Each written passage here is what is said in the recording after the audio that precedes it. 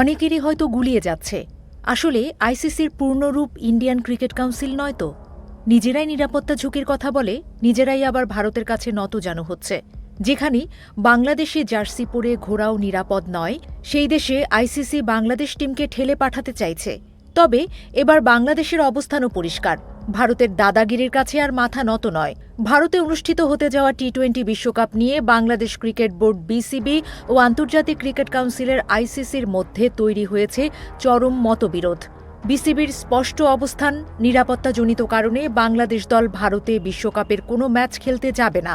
আইসিসির অনুরোধ ও আশ্বাস সত্ত্বেও নিজেদের সিদ্ধান্তে অনড় রয়েছে বাংলাদেশ ক্রিকেটের নিয়ন্ত্রক সংস্থা। গত কয়েকদিন ধরেই দুপক্ষের মধ্যে আনুষ্ঠানিক ও অনানুষ্ঠানিক যোগাযোগ চলছিল। ইমেইল ও বার্তার আদান প্রদানের পর গতকাল প্রথমবারের মতো ভার্চুয়াল বৈঠকে বসেন বিসিবি ও আইসিসির শীর্ষ কর্মকর্তারা। ভিডিও কনফারেন্সে বিসিবি স্পষ্ট করে জানিয়ে দেয়, এটি কেবল বোর্ডের সিদ্ধান্ত নয়, বরং বাংলাদেশ সরকারের অবস্থানও একই। ফলে এই সিদ্ধান্ত পুনর্বিবেচনার কোনো সুযোগ নেই। বিসিবি আইসিসিকে প্রস্তাব দিয়েছে, ভারতের কলকাতা ও মুম্বাইয়ে নির্ধারিত বাংলাদেশের ম্যাচগুলো শ্রীলঙ্কা বা অন্য কোনো নিরাপদ ভেন্যুতে সরিয়ে নেওয়া হোক। বোর্ডের বিশ্বাস, আইসিসি শেষ পর্যন্ত বাস্তবতা বিবেচনা নিয়ে বিকল্প ভেন্যুর সিদ্ধান্ত নেবে। বৈঠক শেষে মিরপুরে সাংবাদিকদের মুখোমুখি হয়ে বিসিবির সহসভাপতি সাখাওয়াত হোসেন বলেন, আমরা আমাদের অবস্থানে 1 ইঞ্চিও নড়ব না।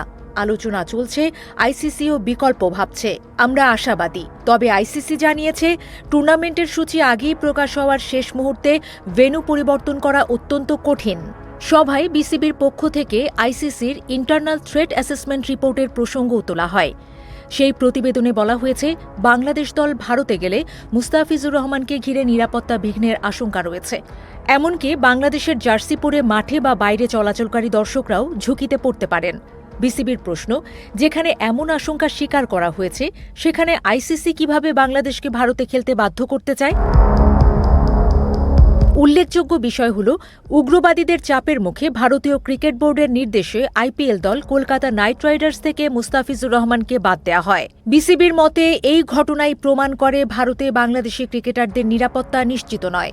আইসিসির পাল্টা যুক্তি, ভারতে নিরাপত্তা ঝুঁকি লো মডারেট বা নিম্ন মাঝারি পর্যায়ের, যা বাড়তি নিরাপত্তা ব্যবস্থার মাধ্যমে সামাল দেওয়া সম্ভব।